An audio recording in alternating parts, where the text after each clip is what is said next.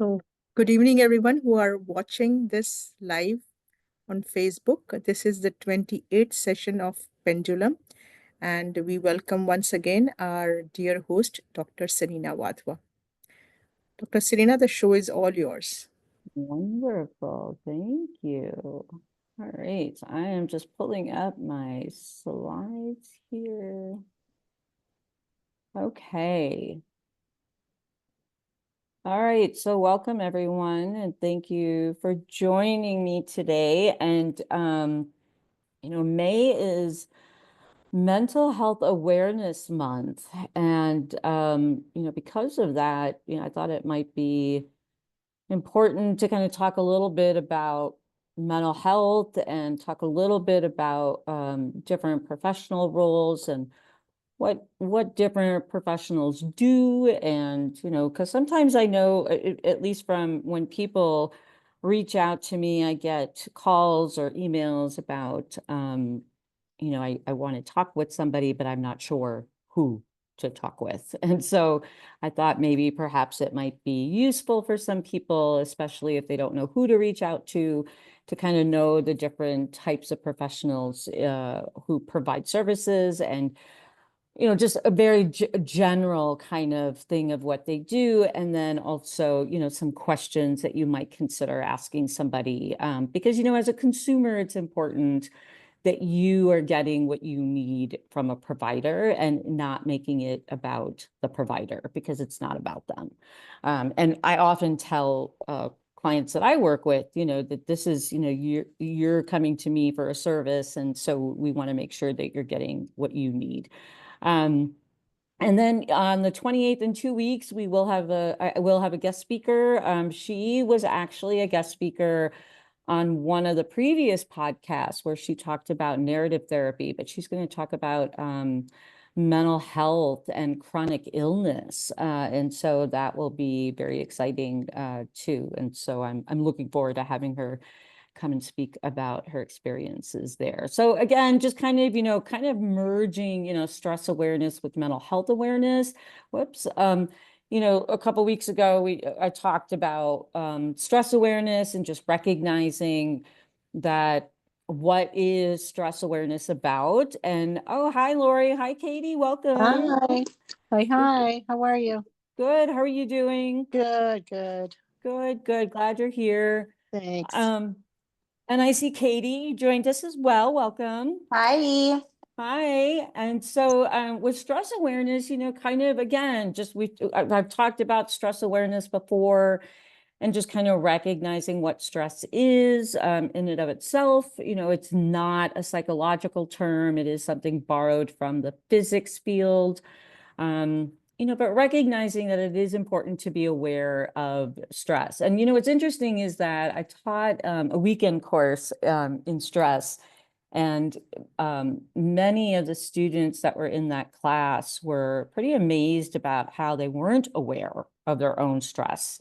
And how by becoming more aware of their stress, it allowed them to feel more in control of things. And I think that's a really important insight that a lot of the students shared, was that, they were able then to do something with that. So, awareness brings the ability to be able to do something with it when we become aware of what's going on with something. Hi, Cheryl. Welcome. Thanks for joining. Thank you. And so recognizing that, there are ways to prevent stress, manage it, reduce it. Recognizing that, one of the key points that I've talked about before too is the recovery phase of stress. And, it's not often talked about, but very important as well, is just kind of returning to this kind of normal state of homeostasis. Whenever you go into this flight fight response, your body kind of, goes into this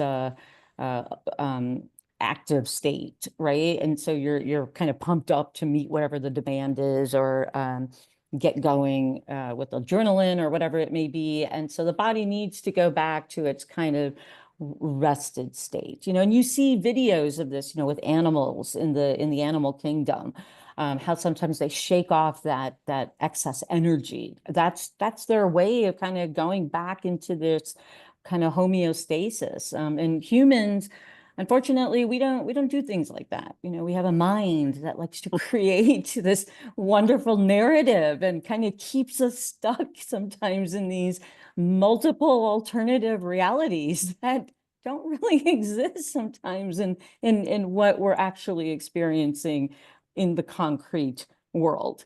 And so the recovery period then becomes something very different for us. And so the response, the stress response, talking about that, this is when the sympathetic nervous system is activated. And so this is when, all of the different hormones are released, the chemicals are released, the heartbeat is faster, adrenaline is pumped, those kinds of things. And then being aware of triggers, quote unquote, these are things that activate your stress response. What gets that internal response going that, kind of, it could be a mind response, it could be an emotional response, it could be a physiological response, but something that just activates that, ooh, this feels threatening, or this feels that it's going to be too much for me, or it may be even like a feeling of not being in control of something. Sometimes that can also be very stressful for people. And so recognizing that, with stress awareness, that definitely leads to mental health. And there are lots of studies that demonstrate that, stress, and especially chronic stress, can decrease a person's mental health. It can contribute to feelings of depression. It can contribute to anxiety. Oftentimes there is this kind of correlation, not causation, but a correlation. So there is this kind of like, as people's stress levels may go up, there might be increases, or there might be periods where you can see some relationships with anxiety, or with depression, or with maladaptive behaviors, things that people want to do to kind of escape that stress because it feels like they can't do anything. And so oftentimes, we want to be able to do something about it. And so with mental health, with mental health, this is our emotional, psychological, and social well-being. And all of these well-beings, these different areas of our well-beings affect how we're going to think about things, how we're going to feel, how we're going to act, how we handle stress, and then how we relate to others and the choices that we make. And this is from the World Health Organization. So this is their, definition. Or I'm sorry, this is from SAMHSA. I'm using the World Health Organization later, but this is SAMHSA's definition, and SAMHSA is the Substance Abuse Mental Health Service Administration. So it's a federal government. It does a lot of funding. Previously did a lot of funding for a lot of different research, and had a lot of publications related to mental health and substance use. But this is what mental health is that, it is our well-being, and how we are defining that for ourselves. And everybody's definition is going to be different. Our kind of quote unquote window of what that looks like is going to be different for everybody. And so it's really looking at, when do we feel, when are we thinking most optimally? When are we at our best almost, where we're sustaining that. And that's kind of what mental health may look like for us. And so awareness, again, is, looking at the definition of awareness. We're really looking at being aware of stopping something from happening or arising. So when we're aware, okay, I don't know if that's the definition that I wanted for this. Okay. Yeah, this is always interesting to me how I confuse these different definitions. I must have had a non-awareness moment there. So, all right. Well, so awareness is just being aware. Just you're conscious of and recognizing what's present. It is a realization of something. It is, the fact of information that's being present to you in the moment. So it is being cognizant, knowing of what is occurring for you. And sometimes it can be just like a simple check-in of, how am I feeling right now? How's my thinking going? Or even just recognizing that you might be a little off. Sorry, there's a fire truck going by right now. But just recognizing, where you're currently at. Like sometimes, I might suggest to clients, to do like a 30-second check-in, especially when they're having moments when they know they're going to be very stressed out that may contribute to their mental health, or when they're feeling very anxious, to really just kind of do a check-in and just say, okay, what's going on right now? So this might be something that they set a reminder on their phone. This might be something that they do at the end of the day or in the morning, to kind of recap the day before. But, just different times that might be helpful to just get some information. And so let's kind of, recognizing that mental health is not as simple as, people are always like, oh, well, all you got to do is just control it. You're in control of your mental health. You just need to lift yourself up, kind of a thing. I mean, I hear this all the time from people like, I just need to feel better. I just need to, if I just do better, then I'll feel better. And I hear people say that a lot, if I'm just, doing something in particular that I know it'll work, or, but then it doesn't. And so it's like, well, how often and how long are you going to be needing to do this? Because there is a certain time frame where it's not helping you feel better. And so what does that mean? And so the idea behind it is recognizing that there isn't one contributing factor to our mental health. There are a lot of different things that make up our mental health. So how we are thinking, how we are feeling psychologically, how we feel emotionally, these are all different pieces to the puzzle. So we have these individual factors, which is, which includes our ability to regulate our emotions. And a lot of times people don't even know what an emotion is. They don't recognize what they're feeling because it's not something that they've learned how to do. And I know a lot of people that, they get very ashamed about that, and they feel very embarrassed that they don't know. And the way that I usually explain it is that this is not something that's been taught to you. So it's not bad-mouthing anybody. It is the fact that you are now in a position where you want to know what to do with this. You want to learn how to identify what's going on for you. And so that's what we're focused on. So it's learning how to regulate what emotions are present, and it's learning to identify what those emotions are. Substance use can also affect mental health, if a person is using substances, and it could be, substances that are used consistently, as in a substance use disorder, or it could be even recreationally.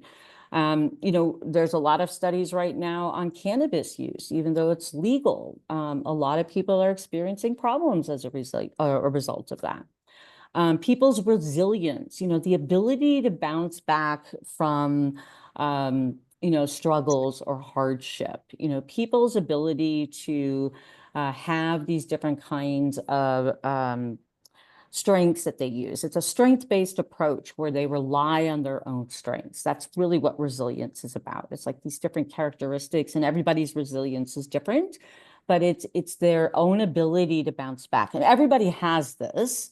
It's just that for some people, it's a little bit more cultivated than others, and some people don't recognize their own resilience, and so they don't know how to use it, to help them with their mental health. And then, of course, if you go down to the bottom there, you have social factors. You're looking at if people are bullied or have been bullied. You're looking if they have support. And this is like emotional support. This is not toxic support, but this is like, who is in their circle of support? Friends, family, neighbors, community. Do they have a sense of community? Do they feel like they belong? This is part of hierarchy of needs, Maslow's hierarchy of needs. There's also Glasner's hierarchy of needs, two different psychologists that came up with two different types of hierarchy of needs. And belonging is put as either the second or third in the hierarchy of needs as being a very important need. And so we're looking at social factors that people need to actually feel like they belong to a community, or that they belong in a family or a sense of a group, before they even could feel good about themselves, which is interesting if you kind of think about that. Family factors, dysfunction in family, trauma, punishment, systemic factors, what's going on in family. This contributes to people's mental health. These are external factors too. These are not necessarily things within the person. This is things within their family unit that is going on. You have environmental factors. If a person is, financially struggling, living in poverty, there's lots of research that determines or that has demonstrated a correlation. Education plays a part, lack of resources. Do people have access to mental health services? Do they have access to, is there food insecurity? Do people have to worry about food? Especially nowadays with food, prices rising and stuff. Do people have the ability do they worry about it? Do they not have to worry about it? Jobs are another thing. Political factors can be another part. Do people have to worry about freedom of speech? Do people have to worry about things that they say or things that they support, or how they live their life, things of that nature? Oppression is huge, just lack of equity. So equity is really about having the opportunity to do what other people do, but having the resources to make it equal to do that opportunity. So some people, may have privilege with that, but the idea with equity is that it makes it, to some degree, well, okay, so you need this to make it equal, where you could flourish and thrive in this environment just as much as this person can who doesn't need this. And that's what equity is about, is that we're going to look at how we can get you the resources that you need in order to help you thrive just as much as this person is thriving who doesn't need those kind of resources. Does a person have those kind of environmental factors, that support their mental health or not? And then, of course, there's biological factors that play a part in mental health. This is genetics. Critical and sensitive periods during development, child development. I mean, this is important because these are different periods of time that we didn't know about this stuff like 30 years ago. So keep that in mind, that there are periods of time during child development that are considered critical or sensitive, where certain things that happen to a child can affect their development. And so that can influence how the brain develops. And it's not like, okay, we need to like pay attention and, helicopter kind of thing. It's not like that. But it is being aware of these factors. And so being able to, okay, how do I then manage that so it's not going to have a huge impact? Nutrition is something that also has been demonstrated to influence mental health. There's a great book, Food and Mood, it's called. And it's a book that was written decades ago, actually, but it talked about the relationship between how food actually influences your mood. And so it showed how when people, and a lot of you may have experienced this, like around certain holidays, when you eat certain types of food, you feel more sedated, right? That's because certain chemicals in food, the amino acids that break down in the brain. I'm not a nutritionist by any means. However, this is stuff that, has been talked about. The way it breaks down in the brain is that it has a certain chemical effect in the brain. These are neurotransmitters that happen. And those are the kinds of things that work the same way as like taking a drug, or a substance. And so it works the same way. And so there's a chemical influence that occurs with certain foods. This is the same thing that happens, with people that, have comfort foods, or when people eat certain foods that release different chemicals in the brain as well. And then you have other factors that influence mental health, violence, pollution, climate. Perception is huge. Our perception of things can be skewed. by these different factors listed, but it can also be skewed just by our own cognitions, by the way that we think about things and by the experiences that we've had. And, a great example of that is, if we're, for example, sitting, in a circle, for example, and there's like an elephant in the center of the circle, and all of us are seeing this elephant, all of us are going to have a very different perspective of this elephant. And so we're going to describe what we see, but our perception is going to be very different. But that doesn't mean that it's not true. If we change where we sit, right, the perception is going to change based on where we're sitting, and it's still true. And so that's going to influence what we're seeing. It's going to influence what we believe. It's going to influence our mental health. It's going to influence how we think about things, et cetera, et cetera. So there's a lot of factors that go into our mental health. That is way too much to be cognizant of in one moment. And so the idea behind it is just recognizing that, mental health is something that is hard, to do alone. And sometimes you do need someone to kind of help, navigate it, especially when you're unsure or you don't really know what's going on because something seems kind of different for you. And so recognizing that there are different professionals that do different things can be helpful.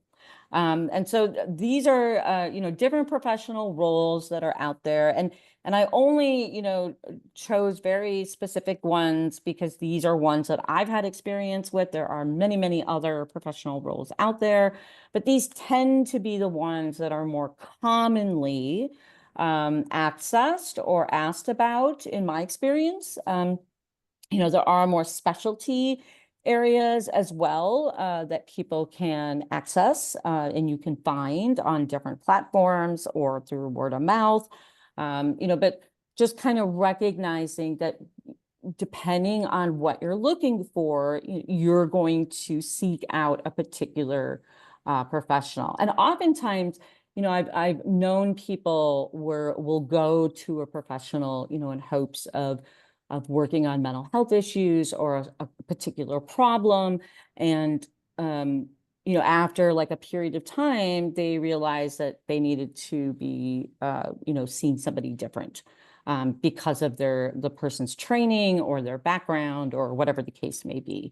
And so sometimes just knowing in advance, what different professionals do or what their credentials are can be helpful in recognizing what may be useful for what your needs are. And so you have a licensed psychologist. These are doctoral level in the United States, doctoral level individuals who take a licensure, and so they can specialize in numerous different things. Licensed psychologists do not prescribe medication unless they have a prescription degree. And so in the state of Illinois, there are licensed psychologists that can prescribe medication, but they do get additional training. And there's maybe a handful of people that I know of that do that. And so they can only prescribe basic medications, not more advanced medications that may have more nuances involved with them. And so they do go after they've completed licensure for psychology, they become an LP. They go like to, I think it's 4 years or 6 years of schooling, training for pharmacology to be able to prescribe medication. Now that is different than a psychiatrist which I did not list on here, but a medical psychiatrist is an MD who prescribes medication, and they do not have necessarily a psychology background. So they are more versed in medication, not so much in counseling and the psychological aspects of the psyche per se. Then you have a licensed clinical professional counselor, which is an LCPC. These are master level individuals that have gone through training. They have a master's degree in counseling or in psychology. Sometimes it could be other fields, depending on, where they go and what state they're in. They can also specialize in different things as well. But an LCPC is the highest level of where they can practice independently. You have a licensed clinical social worker. So an LCPC does more mental health, to know that. Licensed clinical social workers are also master level training, and they are trained in social work. Social work typically tends to be more community based, but they do therapy or in counseling as well. They do know more about systemic factors as well. You have licensed marriage and family therapists. These are LMFTs, which is also a higher level of licensure, because there is the there's a first tier, which I am not remembering. But so it's a master's level training. Some people also get special certifications as a licensed marriage and family therapist. Some of you may have heard, like a Gottman Institute, where they go through a specific training to work with couples or to work with families. You might find individuals have gone through that. And so individuals that have an LMFT specialize working with marriages, with couples, with family units. So they work more with units. They understand systems a little bit more in depth because that's what their training does. Substance use counselors, CADCs, this is a certification. And so they have advanced training in substance use disorders. This is not a licensure. This is a certification. So they're not licensed at the state level, but they're certified at a state level, which means that it doesn't per se go through an insurance. In order to go through insurance, you would need licensure. Peer support specialists are individuals that are also trained, but they also have a lived experience. So they've gone through some of this. And then you have coaches, which have advanced training in coaching. So they've been trained in coaching to help individuals, and they get certified in coaching, and they can help with behavioral change. Now, keep in mind too that most individuals that are licensed do also some coaching, at least from what I've understood from professionals that I've talked with. And so if you go to a professional and you don't know what you really need to kind of explore with mental health, or you're not sure what to do for that, these are some questions that, may come up or you may want to ask. What is a typical session like with you? If you're going to see somebody, what is a typical session like with you? What can I expect? How is insurance handled? Because sometimes people don't want, their like a diagnosis to be put on their file. And oftentimes, if you're using insurance, you're going to have a diagnosis. And so, just to know that. And so how is insurance handled? Well, if you want to use your insurance, insurance does require a diagnosis, and the provider will explain how they handle that with, in their agency practice, whatever that is. Confidentiality is important. I mean, I know this is very important for a lot of clients too. And so I think it's important to ask about it, because there are limitations to confidentiality. Some people like to ask about theoretical orientations. And this is really kind of what is the framework that a provider is operating from. Kind of like, how do I know, what kind of fit we're going to have? And so that might be something you want to ask about too, is what if I need to cancel due to an emergency? What's the policy? This way you're not being surprised by anything. How do I know if I'm making progress? What's your cancellation policy? These are all different things that, you want to know about as a consumer when you decide to meet with somebody. So for the first time. So those are just kind of some basic questions. I mean, there's lots of different questions that you can ask a provider. But really, when you're going to get a service or to start a service for your mental health and to take care of yourself, I think that's the best thing you could do. Of course, I'm biased, as a provider, so I'm going to say that. But you want to know what you're getting yourself into and not be caught off guard. So I hope that's helpful. I just want to kind of leave it open to see if there's any questions or, Any comments? I know we got maybe a minute or two left here. Anybody have any thoughts that they want to share? It's a quick question, Dr. Serena. The Yeah. session on 28th May, will this be an extension of what you're sharing by the guest speaker or something different altogether? It'll be something different altogether. She's going to talk about mental health. Okay. But she's also going to talk about it from the perspective of with chronic illness and just her own experiences with it, and then how her practice has kind of shaped into helping others with chronic illnesses. She had an article, she was interviewed in a Time magazine article that I read. And when I read that article, I was like, yeah, she needs to talk about this on the podcast. So, Okay, yes. thank you. Yeah. Yep, absolutely. All right. Well, if there aren't any other comments or questions, I hope you found some benefit to that. And as always, you can reach out if you have any questions or comments or want additional information. As always, thank you for joining me, and we'll see you in 2 weeks. Thank you, Serena. Thank you all for joining. Thank you. Thank you. Bye-bye.